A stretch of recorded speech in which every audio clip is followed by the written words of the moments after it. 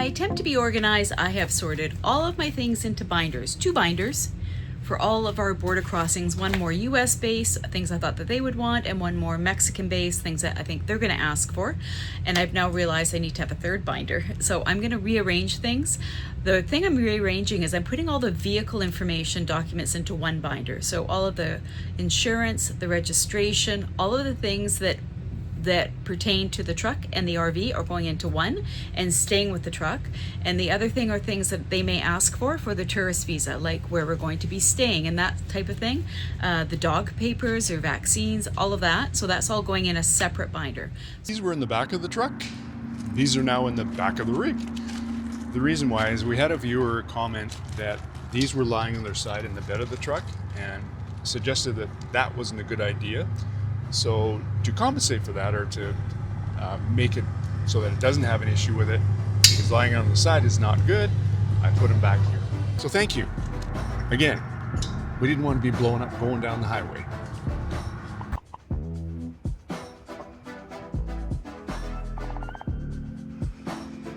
One more slide to close up and 2 doggies to load. Where's the other one? I think they're ready.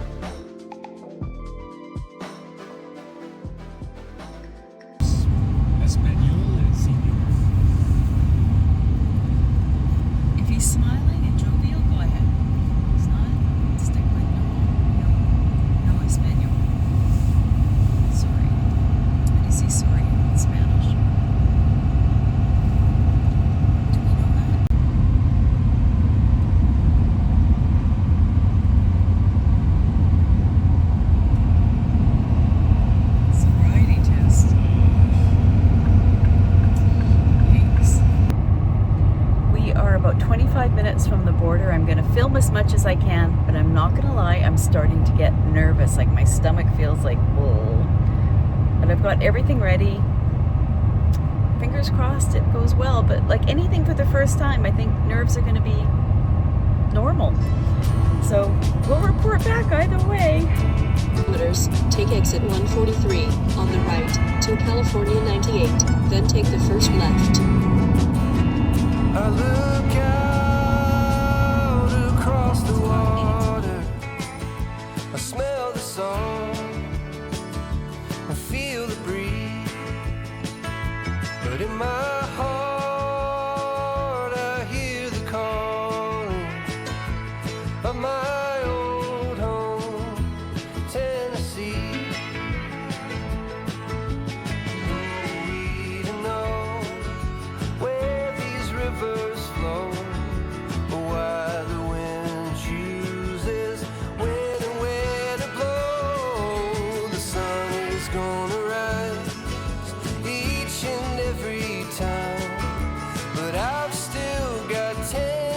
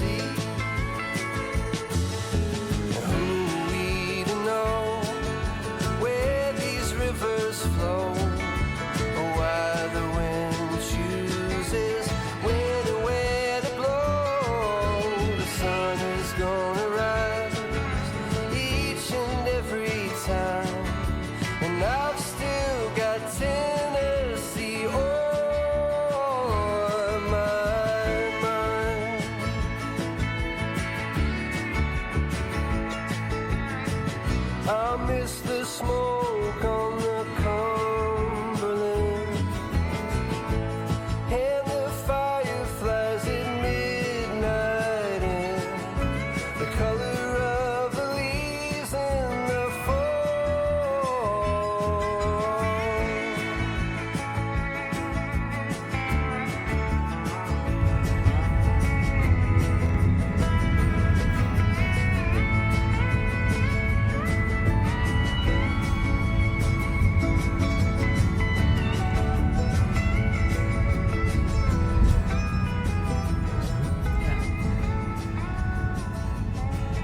You need to stand right away. Where these rivers flow, why the wind chooses when and where to go. The sun is gonna rise.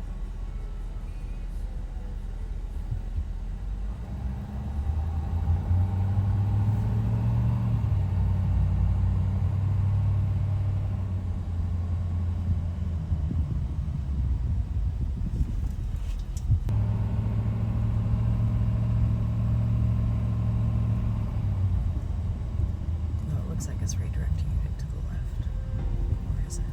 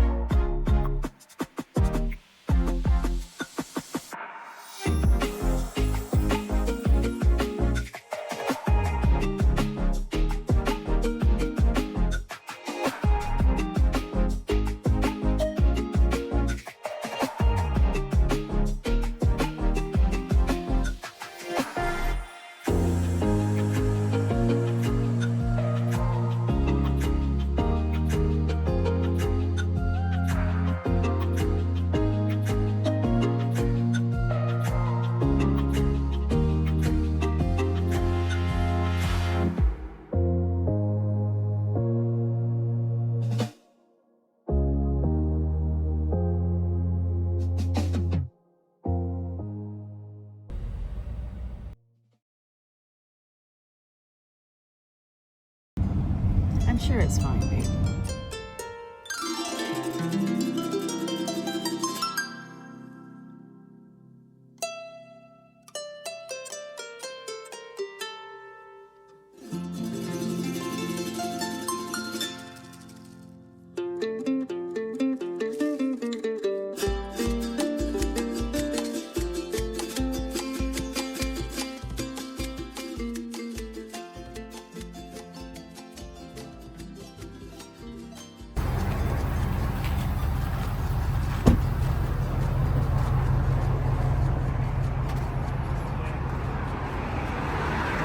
Sorry?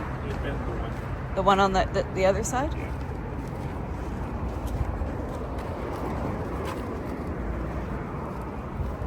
Should be fine to put it down.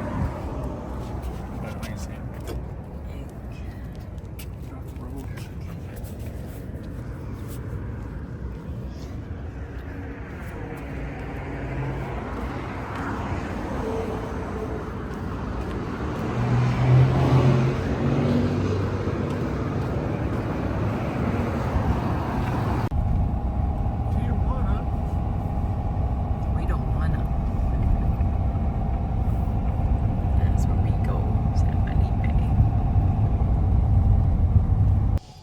we did it.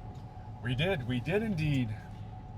We'll go into a few details in a minute, but we did it. We're just leaving Mexicali. We've gone across the border. We've gone through Mexicali, and we're on Highway 5 heading down through the Baja. So we have another couple hours in our drive, so we will give you a little bit of an update. What's your opinion of, let's take it from the drive from Yuma to the border? How was it? Oh, piece of cake. Piece of cake. The directions we were given, we followed versus RV Garmin because it was kind of doing us dirty.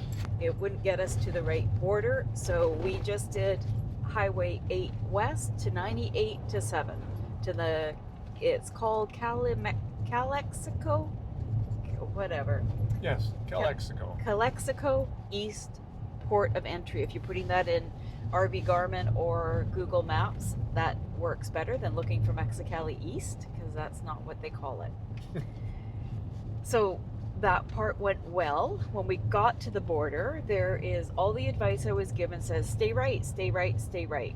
And it's true with one exception. When we first got there, there were 2 lanes with big white pylons. When I say get there, when we're driving in toward the border, we hadn't crossed yet. There were 2 lanes with big white tall pylons separating them, so you can't go between them.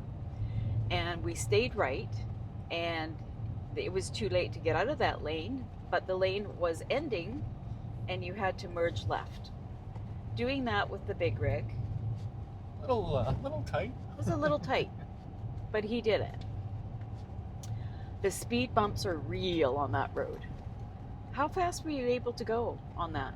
Oh, maybe 10 kilometers an hour. Yeah, it was very slow going. I think that's their point, because, you know, we have the truck and then the RV to go over those.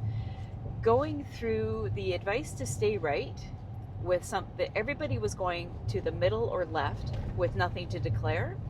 We stayed to the right on the declaration lane, and that was the right lane to stay in, because with a big rig, I think it's the only one that you could do what you needed to do. The guy saw us coming. He moved a pylon out of the way. We pulled ahead to the parking lot where you park to go in and get your FMM. And he came over. I don't know, what did he say, Gerald, when he came over? To be honest, I can't remember. Yeah, they did speak English though, so that's Yes, cool. They did. He did inspect. He peeked in the back seat just through the window and saw the dogs, and then he asked Gerald to unlock the rig. So he went inside the RV, poked around the kitchen, looked in a couple cupboards. Everything's closed up, so you can't really go too far. And walked up in toward the bedroom area. I have no idea. I didn't follow him. There was nothing really to steal. They weren't stealing anything. He's a nice guy. So he came out and he goes, "No, you're good." So we just locked it up, and we asked if we could stay parked there while we went to the FMM. He made sure we were pulled over enough so that people could get by, and then he waved us through and he said, "Yeah, you can go get your FMM." So we did that. The process of getting that was pretty easy. It was. It was very fast.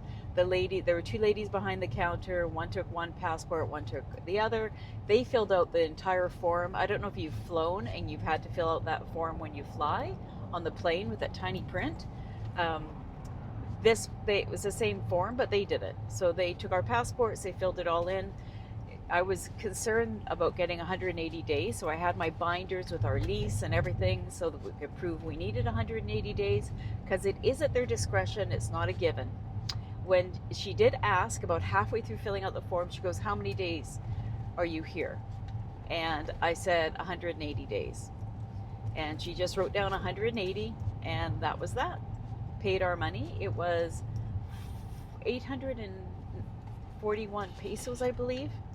I'll have to check on my phone what that went through on my visa, but I would think it was 1,700 and change for pesos for the 2 visas for 6 months.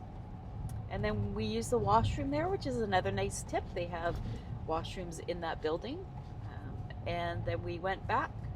We were going to take the DOGs for WALK right around there so they could do the same. but they were still sleeping.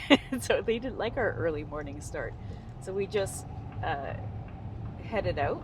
As we were going through town, there was the GPS was telling me to go to the right, and it was a very quick decision. And the sign for the direction we're heading south was saying left. GPS was saying right. Gerald went left. I said, but the GPS is saying turn right. In that moment, we made a split decision to stick with the Google Maps and go to the right. The problem with that was The curbs are really tall, and I didn't see the curb in time, and so I ended up driving over with the rear wheels. And of course, when you drive over with the rear wheels, that means that the trailer is going to go over it too, and we got a little surprise. yeah, we jumped a curb with our rig. It was Yeah. We were driving it like we stole it. Those curves are probably about 6 inches high. Yeah, so we did a little damage. I haven't looked inside yet. Anything inside would just be spilt or whatever, but we stopped when we could. I filmed it, so you'll see it, but we stopped when we could and took a walk around. And what is it, the thing that bent? The footing for the leveler. Yeah, or the rear support or leveler. whatever bent the front of it, The which rear- is surprising because that's not the curb. That's not the side that went over the curb. No, the part that went over the curb looks fine. My theory is the part that went over the curb, it tilted the rig so much that the stabilizer on the driver's side is what hit. So we'll see when we go get set up whether that is going to be a workable stabilizer leveler. Just another day in the life of.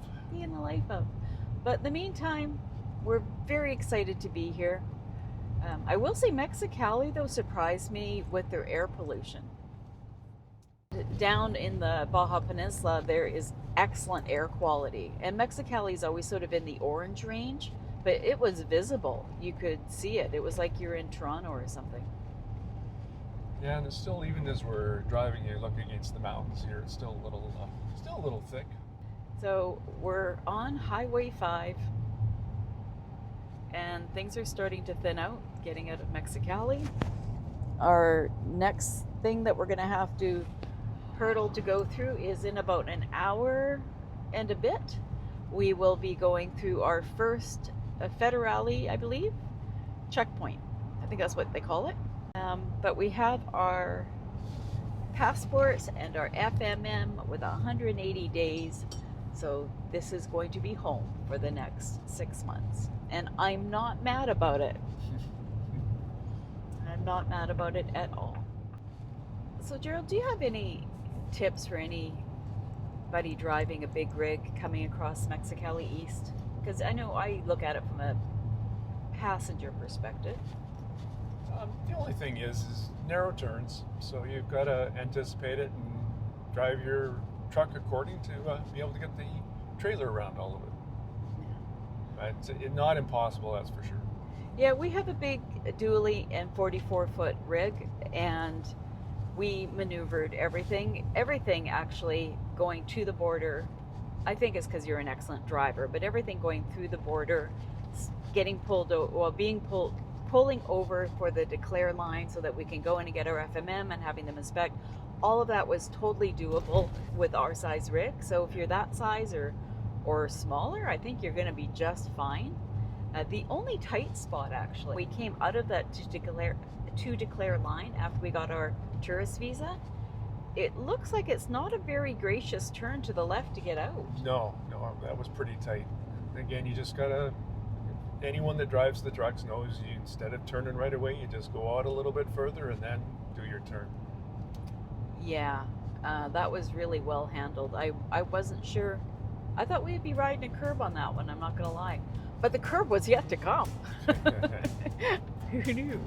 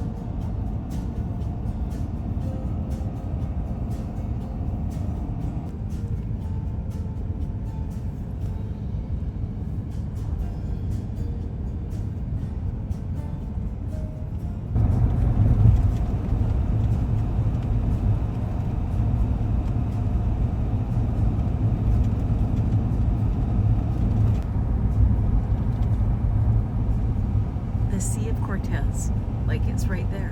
It's right there. You can almost reach out and touch it. I know the video sucks, but it's right there. I'm getting Cancun vibes. Very much. Things are much greener than I thought. Yeah, I'm a little surprised. I thought it would have been a little more deserty, but